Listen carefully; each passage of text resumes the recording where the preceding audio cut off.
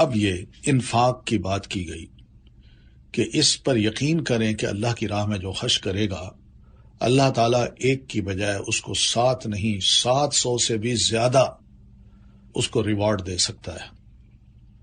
یہ یقین ہونا چاہیے. قرآن مجید ہے، اللہ کا کلام ہے، حق الیقین ہے. اب اللہ فرماتے ہیں مثل الذین ينفقون اموالهم فی سبیل اللہ، ان لوگوں کی مثال جو اپنا مال اللہ کے راستے میں خرچ کرتے ہیں ایک دانے کی مثال کی طرح ہے جس نے 7 بالیاں اگائیں. ایک پودا نکلتا ہے تو اس کے اندر 7 بالیاں نکل آتی ہیں. ہر بالی میں 100 دانے ہوتے ہیں، اور اللہ جس کے لیے وہ چاہتا ہے اور بھی زیادہ بڑھا دیتا ہے، اور اللہ وسعت والا ہے، خوب جاننے والا ہے. سوچئے اللہ کے راستے میں خرچ کرنے کا اجر کتنا ہے، کئی گنا اجر، 700 گنا اجر ملنا. بتائیے صدقہ اس کا بھی خاص اجر ہوتا ہے کہ اللہ تعالیٰ اس صدقے کو لے کے اپنے ہاں پرورش کرتا ہے اس کی، اور پھر جب کل اللہ تعالیٰ نے اس کو دینا ہے اس کا ریوارڈ، تو وہ اس صدقے کو ایسے پائے گا جیسے ایک بہت بڑا پہاڑ ہے. تو جیسی چیز ہم اللہ کی راہ میں خرچ کریں گے ویسی ہی قیامت کے دن 700 گنا ملے گی. تو اللہ کو خوبصورت اچھی چیزیں پسند ہیں، پرانی گھسی پٹی اس کا ثواب تو ہے، لیکن بس یہی سمجھیں جو ہم خرچ کریں گے ایسی چیز اللہ تعالیٰ نے کل قیامت کو ہمیں دے دینی ہے. الذین ينفقون اموالهم فی سبیل اللہ، جو لوگ اللہ کے راستے میں اپنے مال خرچ کرتے ہیں پھر خرچ کرنے کے بعد نہ احسان جتاتے ہیں اور نہ اذیت دیتے ہیں. یعنی جن پر خرچ کیا نہ ان پر احسان جتاتے ہیں، نہ ان کو کبھی کوئی تکلیف دیتے ہیں، نہ لفظی، نہ چہرہ شو کرنے سے، نہ آنکھوں سے، نہ زبان سے. ان کے لیے ان کا اجر ان کے رب کے پاس ہے، اور ان پر نہ تو کوئی خوف ہوگا اور نہ ہی وہ غمگین ہوں گے. بس کہتے ہیں میں نے اللہ کے لیے کیا تھا، اب تم جو چاہو میرے بارے میں کہو، میں نے اللہ کے لیے کام کیا تھا، میں کچھ جتانا نہیں چاہتا، تانے نہیں دینا چاہتا تمہیں. قول معروف، اچھی بات کہنا اور درگزر کر دینا اس صدقے سے زیادہ بہتر ہے جس کے بعد اذیت ہو. یعنی صدقہ بھی کرے اور اس کو کہے او یار تم میرے سامنے بولتے ہو، وہی ہو نا جس کو کل میں نے یہ پیسے دیے تھے. تو یہ تو اذیت ہے نا. اللہ فرماتے اس اذیت سے بہتر یہی ہے کچھ نہ کرتے، ایک اچھی بات ہی کر دیتے اس کو. واللہ غنی حلیم، اور اللہ بہت بے نیاز ہے، بے حد بردبار ہے. قول معروف و مغفرہ کا کیا مطلب ہے؟ قول معروف کا علماء نے یہ مطلب کیا ہے کہ سوال کرنے والے کو اچھی بات کہہ کر واپس لوٹا دینا ہے. کوئی آیا ہے کہتے ہیں جناب ضرورت مند ہوں، پیسے ہیں ضرور دے دیجئے، نہیں ہے تو اچھی بات کہہ کے اس کو واپس لوٹا دیجئے. جیسے مثلا اس کے لیے دعا کر دیجئے، اور پھر اپنائیت کی کوئی بات کر لیجئے. اور مغفرت کا مطلب یہ ہے کہ جب سائل کی طرف سے کوئی سختی پائی جائے، وہ کہتا ہے تم امیر آدمی ہو، میں غریب ہوں، میں بھوکا مر رہا ہوں، تمہیں اپنی پرواہ ہے میری پرواہ نہیں، اللہ تم سے پوچھے گا. اس طرح کی کوئی اگر سخت بات وہ کرتا ہے تو ڈرنا بھی چاہیے، تو اس سے درگزر سے کام لے، سختی نہ کرے. علماء کہتے ہیں کہ سائل کو اچھے انداز میں واپس لوٹانے کی وجہ سے یہ اللہ کی طرف سے بخشش ہے، یہ علامت ہے اس بات کی. پھر فرمایا یا ایھا الذین آمنوا، اے لوگو جو ایمان لائے ہو اپنے صدقات کو احسان جتا کر اور اذیت دے کر ضائع مت کرو. صدقہ بھی دیا اور جس پر صدقہ کیا اس پر احسان بھی جتایا، اس کو تانے بھی دیے، اس کو اذیت بھی دی، اس کو روحانی تکلیف دی. ایسا بندہ اس شخص کی طرح ہو جاتا ہے ينفق مالہ رئاء الناس، جو اپنا مال لوگوں کو دکھانے کے لیے خرچ کرتا ہے. دکھاوا پھر اللہ قبول نہیں کرتا، اور اللہ اور یوم آخرت پر ایمان نہیں رکھتا. وہ کہتا ہے مجھے اللہ سے اجر نہیں چاہیے، لوگوں کی واہ واہ چاہیے. یہ ایمان ہے کوئی؟ تو اس کی مثال چکنے پتھر کے مثال کی طرح ہے جس پر مٹی ہو، پھر اس پر تیز بارش پڑے تو اس کو صاف چٹان کی طرح چھوڑ دے، اور جو کچھ انہوں نے اجر کمایا اس میں سے کسی چیز پر بھی وہ قدرت نہیں رکھیں گے. اور اللہ کفر کرنے والوں کو ہدایت نہیں دیتا. وہ تو بس دنیا میں جو ملنا تھا مل گیا، وہ تو بارش آئی اس نے سب کچھ نیچے گرا دیا، چٹان کو صاف ستھرا چھوڑ دیا، تو کل قیامت کو یہ ریاکاری کا جو اظہار ہے وہ اس اجر کو اسی طرح لے جائے گا اور کچھ بھی اس سے نیچے نہیں نکلے گا۔ تو یہ بات کیوں کہی کہ دھیان کیجئے، احسان مت چاہیے، اذیت مت دیجیے، ان دونوں چیزوں سے پاک اگر صدقہ دیا جا سکتا ہے تو دیجیے، ورنہ کوئی ضرورت نہیں۔ وَمَثَلُ الَّذِينَ يُنْفِقُونَ أَمْوَالَهُمْ، جو لوگ اپنے مال اللہ کی رضامندی چاہنے اور اپنے دل کے جماؤ کے ساتھ خرچ کرتے ہیں، ان کی مثال اس باغ کی طرح ہے جو اونچی جگہ پر واقع ہو، جسے تیز بارش پہنچے تو اپنا پھل دگنا لائے، پھر اگر اسے تیز بارش نہ بھی پہنچے تو پھوار ہی شبنم ہی کافی ہوتی ہے، اور تم جو بھی عمل کرتے ہو اللہ اسے خوب دیکھنے والا ہے۔ دل کی خوشی سے جو مال کی زکوٰۃ دیتا ہے، صدقہ و خیرات نکالتا ہے، تو اس کا فائدہ یہ ہوتا ہے اس کا اپنا دل بھی خوش ہوتا ہے اور انہیں ثواب کا یقین ہوتا ہے، اللہ کے وعدے کی تصدیق ہوتی ہے، وہ جانتے ہیں کہ جو زکوٰۃ وہ نکال رہے ہیں وہ ان کے لیے اس مال سے بہتر ہے جو وہ اپنے پاس چھوڑ رہے ہیں، یعنی باقی رکھ رہے ہیں۔ ایک مطلب یہ بھی ہے کہ وہ اس یقین سے خرچ کرتے ہیں کہ اللہ ان کو اس کا نعم البدل عطا کرے گا۔ یہ ایمان ہو، ایمان کی حلاوت اپنی ہے، اپنی مٹھاس ہے۔ آپ فرماتے ہیں جس شخص نے یہ 3 معاملے سر انجام دے دیے وہ ایمان کا مزہ چکھ لے گا۔ وہ کیا ہے؟ آپ فرماتے ہیں من عبد اللہ وحدہ وانہ لا الہ الا اللہ، جس نے ایک اللہ اکیلے کی عبادت کی اور کہا کہ بے شک اللہ کے علاوہ کوئی معبود برحق نہیں، سب جھوٹے ہیں۔ دوسری وَأَعْطَى زَكَاةَ مَالِهِ طِيبَةً بِهَا نَفْسَهُ، اور اس نے اپنے دل کی خوشی کے ساتھ وہ زکوٰۃ ادا کی اپنے مال کی جو ہر سال اس پر فرض ہوتی ہے۔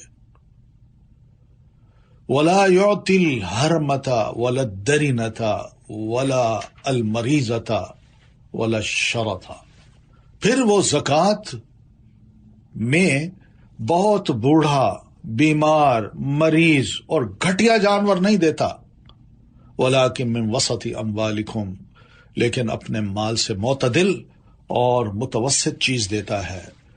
فَإِنَّ اللَّهَ لَمْ يَسْأَلْكُمْ خَيْرَهُ، کیونکہ اللہ تعالیٰ نے تم سے نہ بہت بہتر چیز کا مطالبہ کیا ہے اور نہ ہی تمہیں گھٹیا چیز دینے کا حکم دیا ہے۔ تو اس لیے یہ بھی ایمان کا ایک مزہ ہوتا ہے کہ مسلمان ایک درمیانے درجے کی چیز اللہ کی راہ میں دے دیتا ہے۔ پھر دل کی خوشی سے زکوٰۃ دینا یہ جنت میں داخلے کا باعث ہے۔ آپ فرماتے ہیں اتقوا اللہ وصلوا خمسکم، اللہ سے ڈرو اور اپنے 5 وقت کی نمازیں ادا کرو، وصوموا شہرکم، اور اس مہینے رمضان میں روزے تم رکھو، وادوا زکاۃ اموالکم، اور دل کی خوشی سے اپنے مال کی زکوٰۃ ادا کرو، وَأَطِيعُوا ذَا أَمْرِكُمْ، اور اپنے امیر کی اطاعت کرو، تدخلوا جنت ربکم، تم اپنے رب کی جنت میں داخل ہو جاؤ گے۔ یہ طریقے ہیں بھائی جینے کے، ایک مسلمان کی زندگی بس یہی ہے۔ اطیعوا ذا امرکم، تمہارا جو امیر ہے کسی بھی معاملے میں تم نے اس کو امیر بنا رکھا ہے تو وہ کہے اطاعت کرو، بس یہ حکم ہے، اور اسی اطاعت کی وجہ سے بندہ جنت میں داخل ہوگا، اس لیے کہ معاملات ٹھیک چلتے ہیں، ورنہ گڑبڑ ہوتی ہے، لڑائیاں ہوتی ہیں، غلط فہمیاں ہوتی ہیں۔ اَيَوَدُّ أَحَدُكُمْ، کیا تم میں سے کوئی یہ چاہتا ہے کہ اس کا کھجوروں اور انگوروں کا ایک باغ ہو، تجری من تحتها الانہار، جس کے نیچے نہریں بہتی ہوں، اس کے لیے اس میں ہر طرح کے پھل ہوں، اور اس حال میں اس کو بڑھاپا آ پہنچے اور اس کے چھوٹے چھوٹے بچے ابھی کمزور ہوں، تو اچانک اس باغ پر ایک بگولا آ پڑے جس میں آگ بھری ہو، تو وہ جل کر اس باغ کو راکھ کر دے یا وہ خود جل کر راکھ ہو جائے۔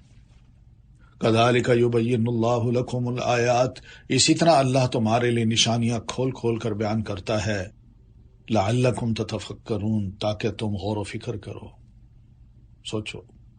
یعنی انسان نے کتنی محنت کی ہوتی ہے، زندگی بھر کی کمائی، سب کچھ تیار، بڑھاپا آ گیا، بچے چھوٹے چھوٹے، اور اس امید پر کہ اب ان بچوں کو بڑا ہوتے ہی یہ سنبھال لیں گے، کہ اچانک اس کمزوری کے عالم میں، خود بھی کمزور، بچے بھی چھوٹے، اللہ ایک واگولا بھیج دے اور آگ کو جلا کے وہ راکھ کر جائے۔ کیا کوئی پسند کرتا ہے؟ بے نہیں اسی طرح انسان اپنی زندگی کے نیک اعمال کو ضائع نہ کرے کہ اپنی آخری عمر میں کوئی ایسا کام کر جائے جو آگ کا بگولا ثابت ہو اور اس کی ساری نیکیوں کو برباد کر دے، اور بعد میں اس کے پاس کچھ نہ ہو، وقت ہی نہ ہو کچھ کرنے کا۔ یا ایھا الذین آمنوا، اے لوگو جو ایمان لائے ہو، ان پاکیزہ چیزوں میں سے خرچ کرو جو تم نے کمائی ہیں اور جو ہم نے تمہارے لیے زمین سے نکالی ہیں، اور جو تم خرچ کرتے ہو اس میں سے خراب چیز دینے کا ارادہ نہ کرو۔ یعنی سوچنے کی بات ہی ہے، کیوں اللہ تعالیٰ فرما رہے ہیں؟ سوچئے میرا کوئی دوست ہو، میں گھر کی گھسی پیٹی چیز اٹھا کے اس کو بطور ایک گفٹ کے دے دوں، کیا زیب دیتا ہے؟ اللہ تعالیٰ تو ہمارا دنیا کے دوستوں سے بہت زیادہ بڑا دوست ہے۔ ہم تو اس سے یہ توقع کرتے ہیں ہمیں سب سے اچھی چیز دے، اور جب اس کو دینی پڑے تو ہم ایسی چیزیں اٹھائیں جو خود اپنے گھر میں استعمال کی نہیں ہے اور مسجد میں چھوڑ آئیں، مدرسوں میں چھوڑ آئیں کہ یہ دین کے لیے۔ کو دھیان کرنا چاہیے، دین کا معاملہ ہے بھائی۔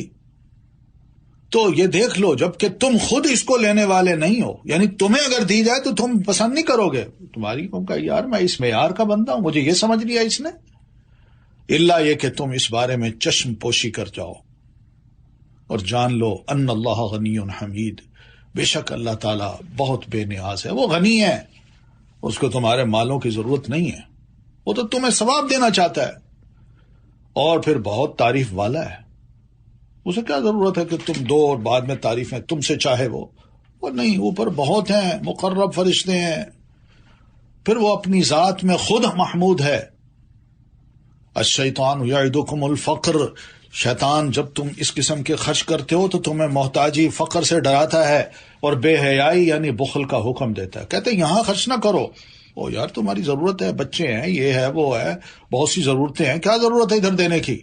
لیکن جو الٹے کام ہو، بے حیائی کے کام ہو، وہاں پہ تمہیں حکم دیتا ہے اور کرو خرچ۔ کیا یاد کرے گی اولاد میری؟ اڑاؤ پیسے فنکشن میں، محفلوں میں، ڈانس میں، مجرے میں، جو کرنا کرو، یہ بے حیائی ہے۔ وہاں پر کہتا ہے خرچ کر دو، ادھر نہ کرو۔ واللہ یعدکم مغفرۃ منہ، اور اللہ تم سے اپنی بخشش اور فضل کا وعدہ کرتا ہے۔ واللہ واسع علیم، اور اللہ وسعت والا ہے، خوب جاننے والا ہے۔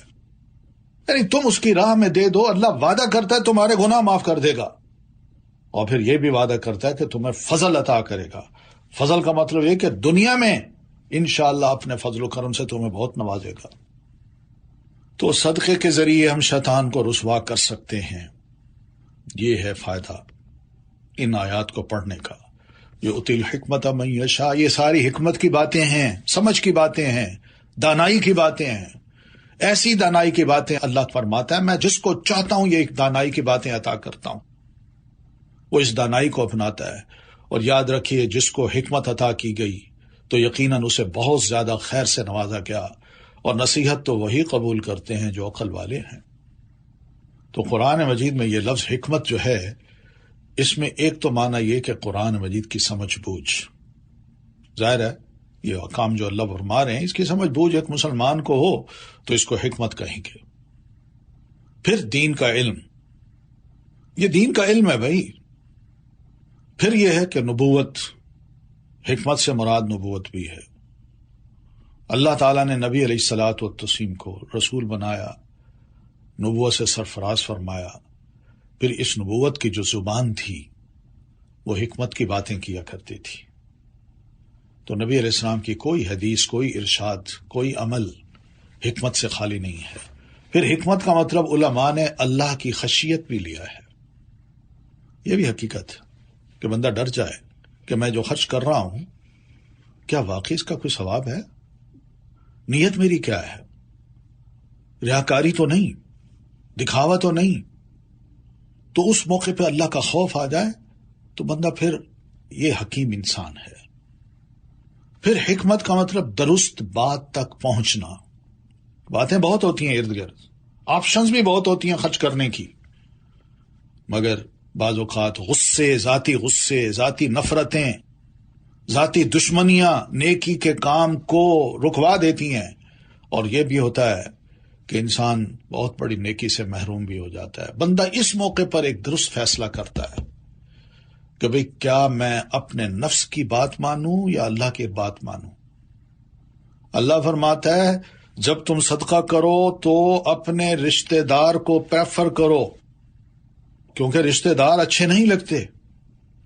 صلہ رحمی کرو، صلہ رحمی اچھی نہیں لگتی، ساری عمر ان سے کاٹ کے رکھا ہوا ہے اپنے آپ کو، چاہے بھائی ہو، بیٹا ہو، بہن ہو، قریبی لوگ ہوں، سب کو کاٹ کے رکھا ہوا ہے، صلہ رحمی نہیں ہے۔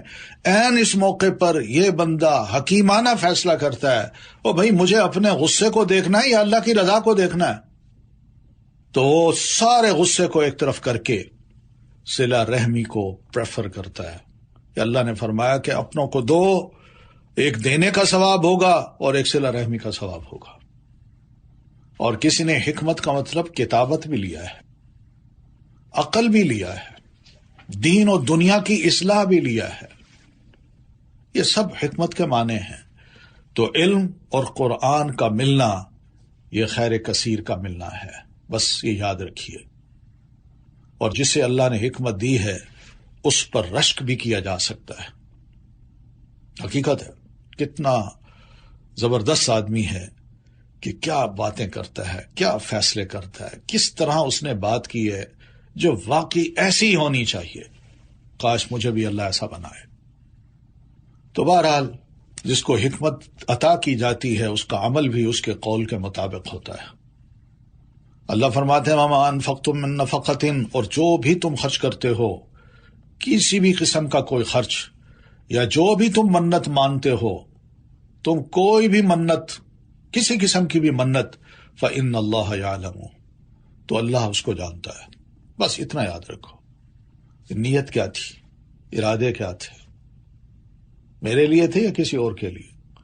وَمَا لِلظَّالِمِينَ مِنْ أَنصَارٍ، اور ظالموں کے لیے کوئی بھی مددگاروں میں سے نہیں ہے۔ تو اللہ تعالیٰ سخی کی مدد کرتا ہے، اور جو ظالم ہوتے ہیں، جو خرچ نہیں کرتے، اللہ کی مدد ان کو نصیب نہیں ہوتی۔ اللہ فرماتے ہیں ان تبدوا الصدقات فنعما ہی، اگر تم صدقات کو دوسروں کو ابھارنے کے لیے ظاہر کرو تو کیا ہی اچھا ہے، اور اگر تم انہیں چھپاؤ کہ کہیں ریاکاری نہ ہو جائے، وَتُؤْتُوهَا الْفُقَرَاءَ، اور خاموشی سے فقراء کو دے دو، تو وہ تمہارے لیے زیادہ بہتر ہے، اور اس کے بدلے وہ تم سے تمہاری برائیوں کو دور کر دے گا، اور جو بھی تم عمل کرتے ہو اللہ اس سے پوری طرح باخبر ہے۔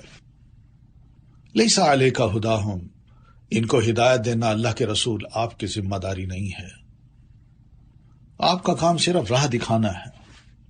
وَلَكِنَّ اللَّهَ يَهْدِي مَن يَشَاءُ، لیکن اللہ جسے چاہتا ہے ہدایت دیتا ہے۔ آپ راہ دکھائیں، ان میں سے اللہ جس کو چاہے گا اس راہ پہ چلا دے گا۔ آپ کا کام چلانا نہیں ہے، آپ کا کام صرف دکھانا ہے، اس لیے آپ اپنی ذمہ داری کو پورا کیجیے، باقی چھوڑ دیجیے اللہ تعالیٰ پر۔ وَمَا تُنْفِقُوا مِنْ خَيْرٍ، اور مال میں سے جو بھی تم خرچ کرو گے تو وہ تمہاری اپنی ذات کے فائدے کے لیے ہے، اور تم تو صرف اللہ کا چہرہ چاہنے کے لیے ہی خرچ کرتے ہو، اور جو بھی تم مال میں سے خرچ کرو گے تو وہ تمہیں پورا پورا واپس دے دیا جائے گا، اور تم ظلم نہ کیے جاؤ گے۔ بس اخلاص ہو، اللہ کی رضا کے لیے ہو، اور اس کے لیے ہی خرچ کیا جائے، بس۔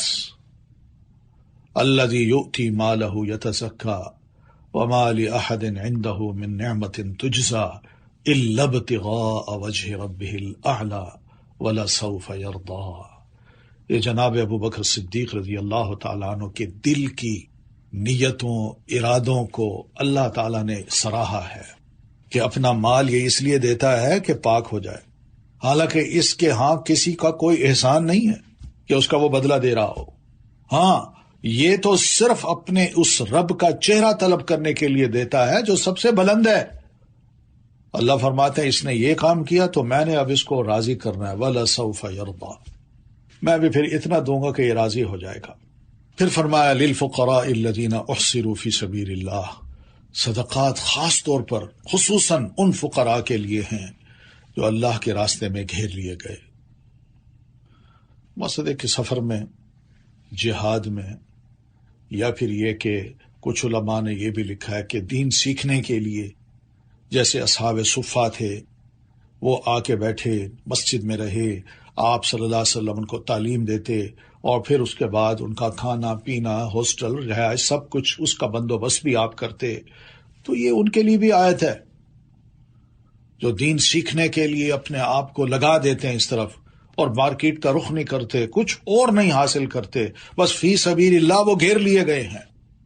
لا یستطیعون ضربا فی الارض، جو زمین میں اپنی معاش کے لیے چلنے پھرنے کی استطاعت نہیں رکھتے، ادھر جائیں گے تو یہ کام کون کرے گا؟ یحسبهم الجاہل اغنیاء من التعفف، ایک ناواقف حال ان کے سوال نہ کرنے کی وجہ سے انہیں مالدار سمجھتا ہے۔ آپ انہیں ان کے چہرے کی علامت سے پہچان لیں گے، وہ مانگیں گے نہیں، وہ لوگوں سے لپٹ کر سوال نہیں کرتے، اور جو کچھ بھی ان پر تم اپنے مال میں سے خرچ کرو گے تو یقیناً اللہ اس کو خوب جاننے والا ہے۔ کہ کتنا اللہ تعالیٰ نے ایک انسان کی خودی کو قائم رکھا ہے، اس کی عزت نفس کو مجروح نہیں ہونے دیا۔ اصحاب صفہ ہوں، مدینہ میں اور بھی بہت سے غریب غربا تھے، ان کے پاس کوئی ہمت نہیں تھی، طاقت نہیں تھی، آپ کے پاس آتے تھے، مانگتے تھے، تو نبی علیہ السلام سے فرماتے دے دو ان، اسی آیت کے مطابق دو ان کو۔ کسی کو اونٹ دے دیا، کسی کو کھانا دے دیا، کسی کو اپنی چادر تک اتار کے دے دی، جبہ بڑا خوبصورت کسی نے اگر تحفہ بھیجا کسی بادشاہ نے، آپ نے اتار کے وہ تک دے دیا، بھئی ان کا حق بنتا ہے۔ لیکن بہت سے ایسے تھے جو عزت نفس کی خاطر سوال نہیں کرتے تھے، تو ان کو تلاش کرنا پڑتا ہے۔ پھر فرمایا الذین ینفقون اموالہم، وہ لوگ جو اپنے مال رات اور دن چھپے اور کھلے خرچ کرتے ہیں، تو ان کے لیے ان کا اجر ان کے رب کے پاس محفوظ ہے۔ ولا خوف علیہم ولا هم یحزنون، اور ان پر نہ کوئی خوف ہوگا اور نہ ہی وہ غمگین ہوں گے۔ یہ عادت جناب ابو بکر صدیق رضی اللہ تعالیٰ عنہ کی تھی، اور جناب سیدنا عثمان رضی اللہ تعالیٰ عنہ کی تھی، سیدنا عبد الرحمن ابن عوف رضی اللہ تعالیٰ عنہ کی تھی۔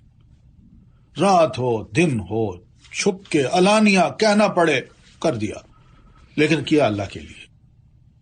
یہ ان کے فضائل ہیں، اور انہی فضائل میں آج بھی مسلمان شامل ہو سکتا ہے۔